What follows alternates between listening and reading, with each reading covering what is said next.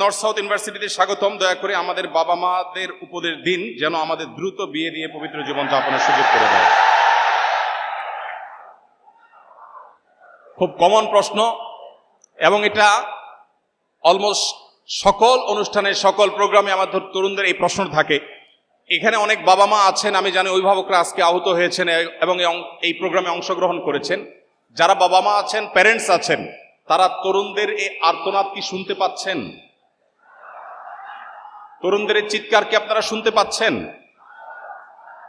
আমি আপনাদেরকে তরুণদের এই মনের ভাষাটা সিরিয়াসলি আপনাদেরকে পাঠ করার, অনুধাবন করার বিনীত অনুরোধ করতে চাই। আপনারা অনেকে জেনে থাকবেন, আমাদের নবী করিম সাল্লাল্লাহু আলাইহি ওয়াসাল্লাম বলেছেন, তোমার সন্তানের জন্য যদি উপযুক্ত পাত্র খুঁজে পাও, উপযুক্ত পাত্রী খুঁজে পাও, উপযুক্ত জীবন সঙ্গী খুঁজে পাও, তাহলে তাদেরকে বিয়ে দিতে বিলম্ব করবে না। যদি করো তাহলে পৃথিবীতে ফ্যাসাদ এবং ব্যত্যয় সৃষ্টি হবে, বিশৃঙ্খল হবে। পৃথিবী তার যে গতি সেটা হারিয়ে ফেলবে। আজ পৃথিবীর প্রত্যেকটা উন্নত দেশে আপনি দেখবেন পৃথিবী তার গতি হারিয়ে ফেলেছে।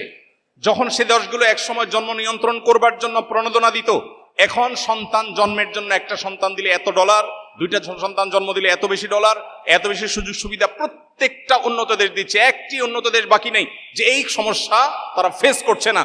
মানুষের সন্তান জন্ম দেওয়ার যে টেন্ডেন্সি, এটা বৈবাহিক এই সম্পর্ক যদি না থাকে পৃথিবী থেকে মানব সভ্যতা হারিয়ে যাবে। এজন্য কোরআনে ইসলামী শরিয়ার যে দণ্ডবিধি রেখেছে এর মধ্যে সবচেয়ে কঠিন শাস্তি রেখেছে বিবাহ বহির্ভূত সম্পর্কের জন্য। কোনো বাবা মা তার সন্তানকে যদি সময় মতো বিবাহ দিতে গাফিলতি করেন, সন্তান যদি কোনো পাপাচারা লিপ্ত হয়, তার চরিত্র নষ্ট করে, তাহলে পৃথিবী তার গতি হারাবে, স্বাভাবিকত্ব হারাবে। মানুষের জন্মের হার এটা আস্তে আস্তে থমকে যাবে। মানুষ যখন অবৈধ পথে বিবাহ বহির্ভূত